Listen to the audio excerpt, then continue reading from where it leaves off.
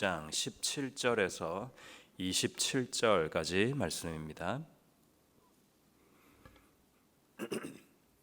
20장 17절에서 27절까지 말씀입니다. 제가 읽습니다. 누구든지 그의 자매 곧 그의 아버지의 딸이나 그의 어머니의 딸을 데려다가 그 여자의 하체를 보고 여자는 그 남자의 하체를 보면 부끄러운 일이라. 그들의 민족 앞에서 그들이 끊어질지니 그가 자기의 자매의 하체를 범하였은즉 그가 그의 죄를 담당하리라. 누구든지 월경 중에 여인과 동침하여 그의 하체를 범하면 남자는 그 여인의 근원을 드러냈고 여인은 자기의 피 근원을 드러내었음인즉 둘 다 백성 중에서 끊어지리라. 내 이모나 고모의 하체를 범하지 말지니 이는 살부치의 하체인즉 그들이 그들의 죄를 담당하리라. 누구든지 그의 숙모와 동침하면 그의 숙부의 하체를 범함이니 그들은 그들의 죄를 담당하여 자식이 없이 죽으리라. 누구든지 그의 형제의 아내를 데리고 살면 더러운 일이라. 그가 그의 형제의 하체를 범함이니 그들에게 자식이 없으리라.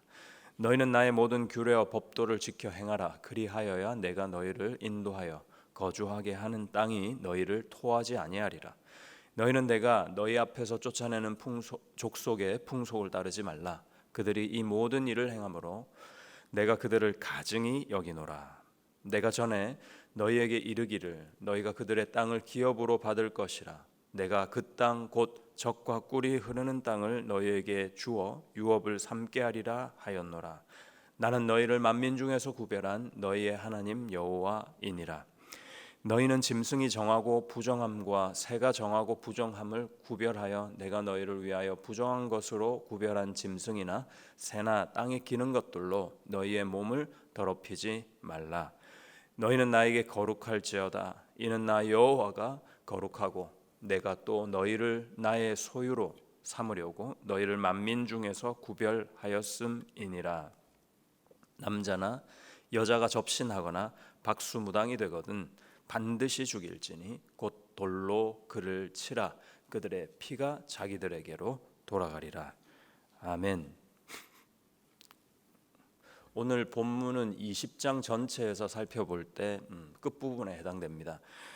사실 결론을 먼저 내고 있기 때문에 결론을 미리 우리도 한 번 더 살펴볼 필요가 있어 보입니다. 22절에서 참고하시면 땅에서 쫓겨나지 않으려면 하나님께서 명하신 그것들을 지켜 행하라 말씀하시고요.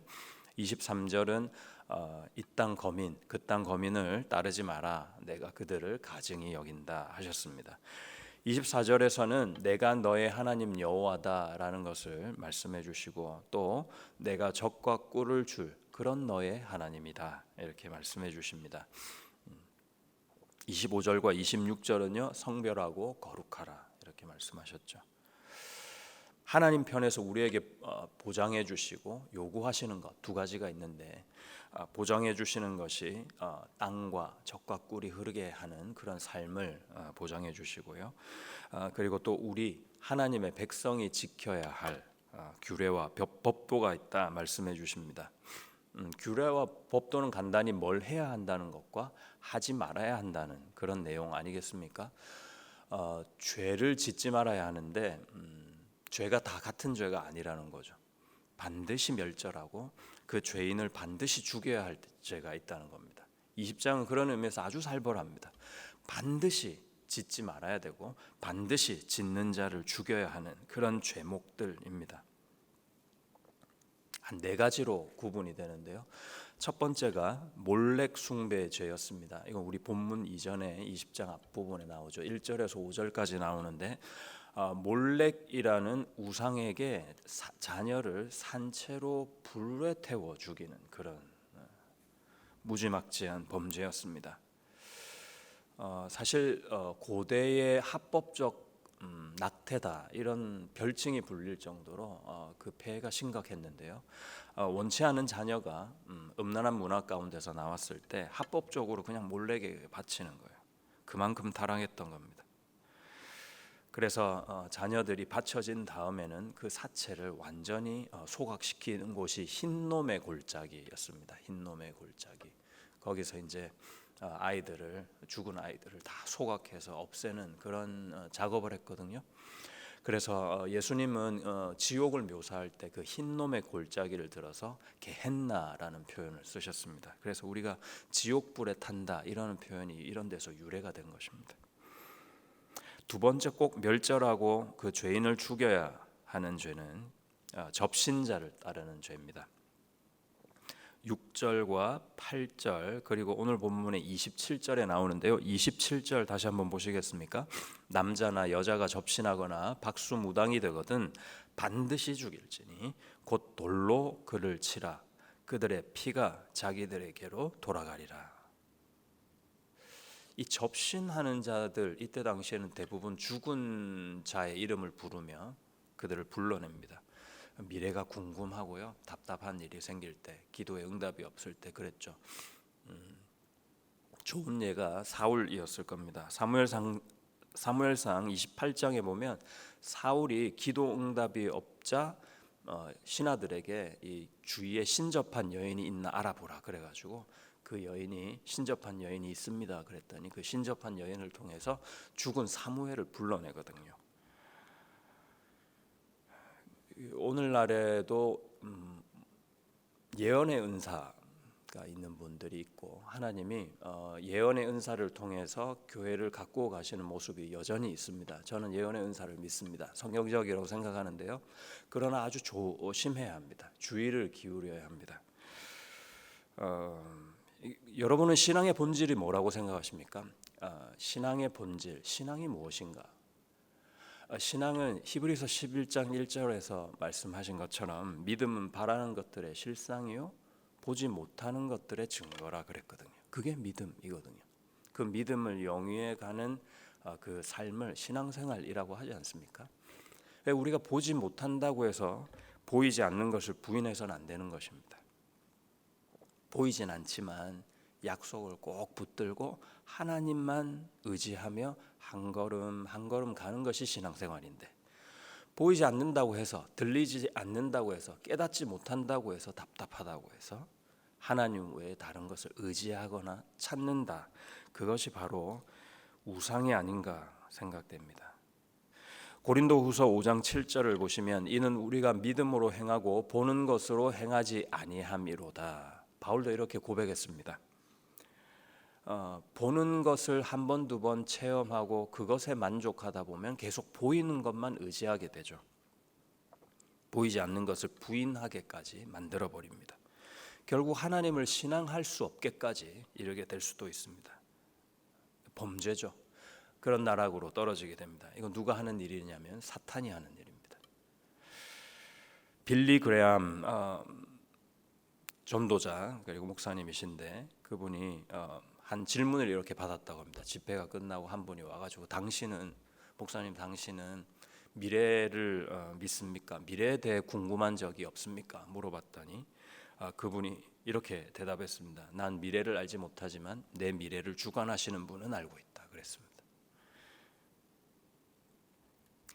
하나님이 여러분의 미래를 붙들고 계시다는 걸 믿으십니까? 그러면요, 하나님만 붙들고 계시면 됩니다. 믿음의 길, 신앙의 삶을 사시기를 축복합니다. 세 번째, 꼭 멸절하고 그 죄인을 죽여야 하는 그런 대상이 부모를 저주하는 죄라고 했습니다. 9절에 보시면 나와 있는데요. 9절 제가 한번 읽어볼게요.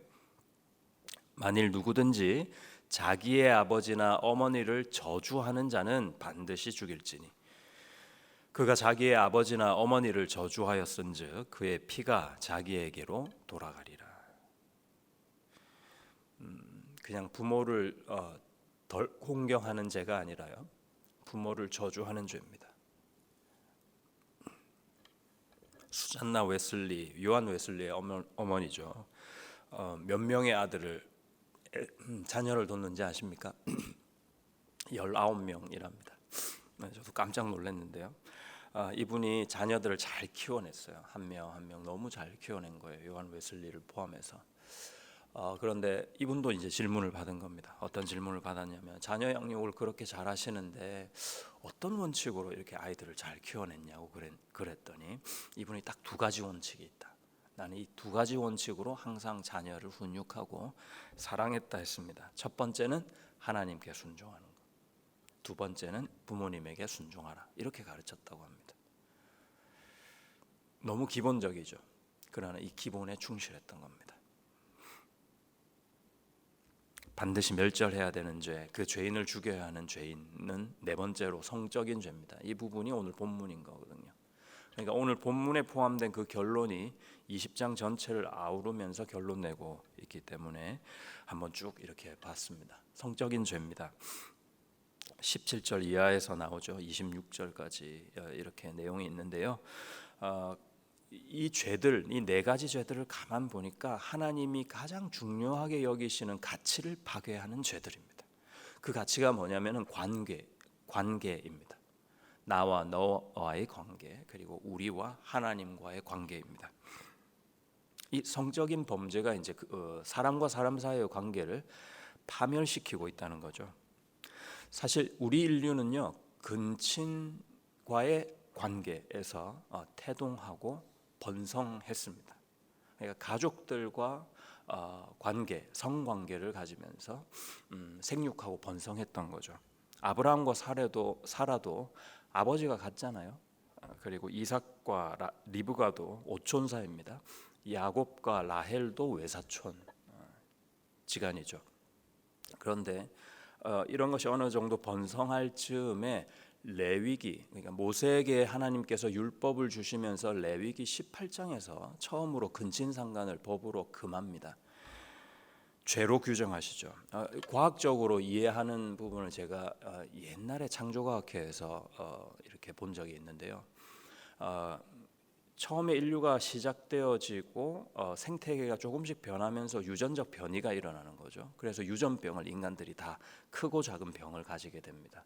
그런데 근친 내에서는 이 유전적 변이 또는 병을 같은 병, 나약한 것들을 요소들을 같이 가지고 있잖아요. 근데 이게 근친이 되면 이 유전병을 극복할 수 있는 방법이 없어지는 겁니다. 그런데 근친이 아니라 다른 가족에서 건강한 자와 건강하지 못한 자가 합쳐졌을 때는 이 유전병을 유전받을 수 있는 확률이 급감하게 되는 거죠. 예를 들면 쉬운 예입니다만은 내가 키가 작아요. 그러면은 배우자는 키가 큰 배우자를 얻기를 원하지 않습니까? 이런 것이 잘 설명되는 거죠. 우리 후손은 키가 작은 아이가 나오기보다는 조금 더 확률을 높여서 적당한 키 또는 큰 키의 후손을 보겠다 하는 의도하고 같습니다.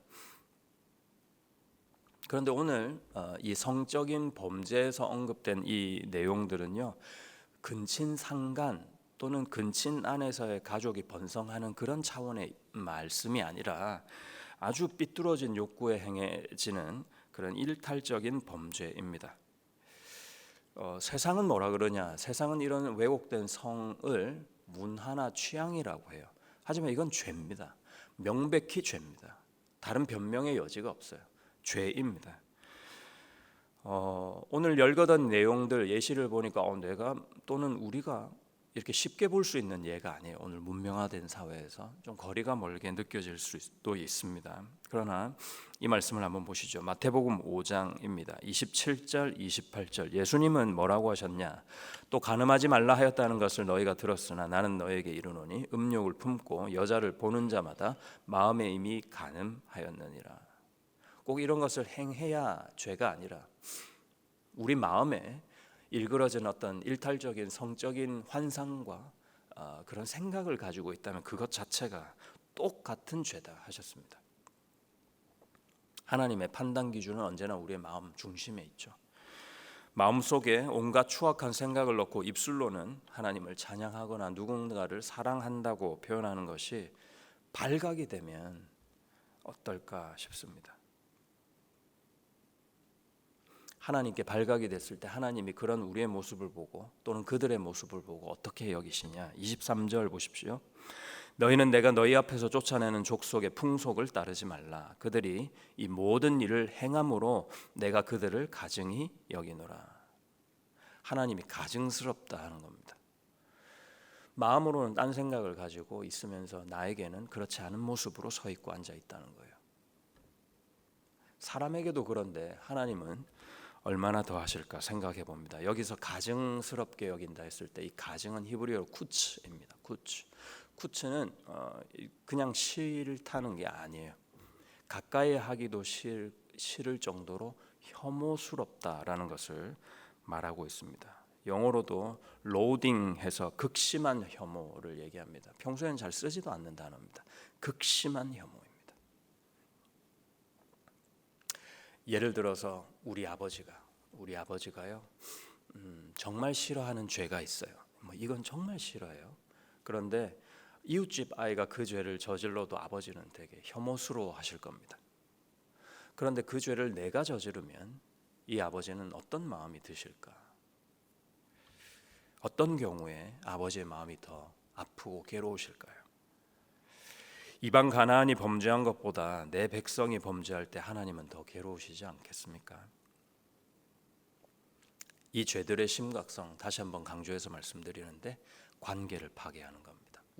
우상하게 절하고 그릇된 모습으로 앞에 서 있는 그것이 하나님과 나와의 관계를 파괴하는 죄입니다. 그리고 부모를 저주한다.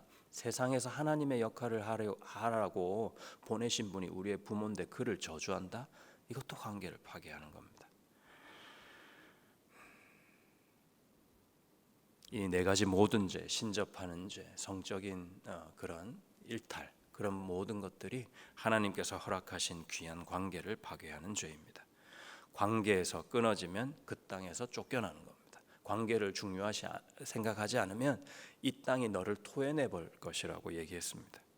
그래서 하나님은 결론적으로 지금 너희에게 허락한 그 모든 관계를 귀히 여기고 그것이 거룩이다. 그 거룩을 행하며 살아라 하고 요청하시는 겁니다. 명령하시는 겁니다. 한 가지 마지막으로 봐야 될 부분이 있는데요. 성도의 정체성을 시제로 잘 정의하고 있다고 생각합니다. 26절을 보십시오. 너희는 나에게 거룩할지어다. 이는 나 여호와가 거룩하고 내가 또 너희를 나의 소유로 삼으려고 너희를 만민 중에서 구별하였음이니라. 하나님의 소유로 삼으실 작정으로 이미 구별하신 겁니다. 다시요. 하나님께서 이 백성은 내 백성 삼아야지 하고 마음에 품으시고 그 다음에 행하셨어요. 어떻게 행하셨냐면은 그들을 끌어내어서 구별시킨 겁니다. 그 다음에 거룩을 명하신 겁니다. 순서가 바뀌면 가장 위험해집니다. 거룩을 먼저 행하는 백성이 누가 있나 보고 그 백성들만 선별해서 얘들은 내 백성 될 자격이 있다 이렇게 부르신 것이 아닙니다. 하나님은 이스라엘을 먼저 선택하시고 그 마음을 통해서 변치 않는 그 마음을 통해서 나의 백성에게 계속 그 마음을 표현하시고 있죠.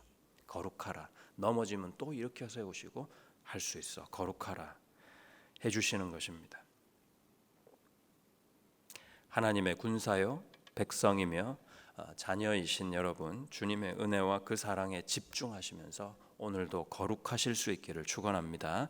예수 그리스도의 거룩이 우리에게 넉넉한 이김을 줄 것임을 확신합니다.